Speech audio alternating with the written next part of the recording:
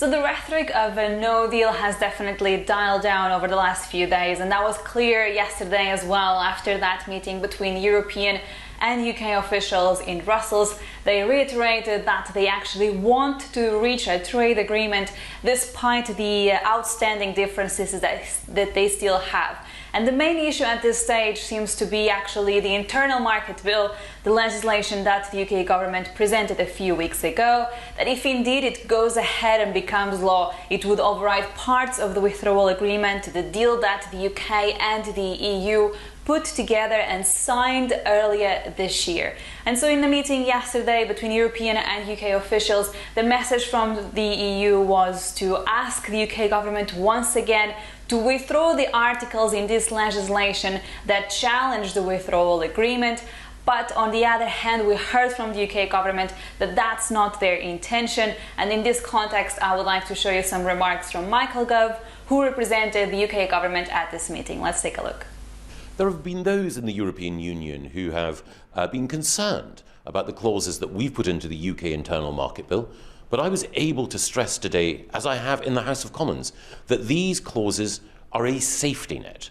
We want to reach agreement in the Joint Committee. We want to make sure that the position of Northern Ireland is secure in the United Kingdom. We want to make sure that the withdrawal agreement is implemented in full.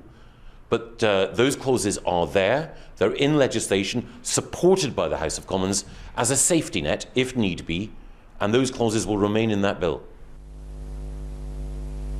So when it comes to this internal market bill, this will start to be discussed in the House of Lords as of tomorrow, and it could be that the upper chamber of the UK Parliament actually asks for changes to the current legislation. So let's see how those discussions will evolve in the coming days. In the meantime, though, the EU made it clear that after yesterday's meeting, they will start studying the possible legal steps that they can take if indeed the UK government goes ahead and implements this internal market bill the way that it is now. Juliana? Yeah, so they're starting their final round of talks today. Let's talk about what happens if those talks don't go well, don't yield a result. Does this mean that this is the final chance they have to secure a deal, or could we see them look to extend their mid-October deadline to reach a deal?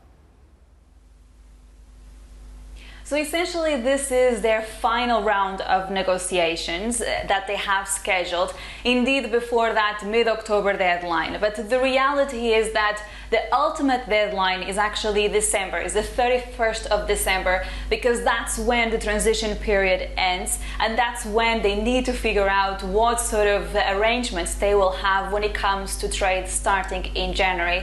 So the idea, though, is that the reason why they said mid-October is that they want to have enough time to get approval for the potential deal in the UK Parliament and in the European Parliament. But technically speaking, they could indeed extend that mid-October deadline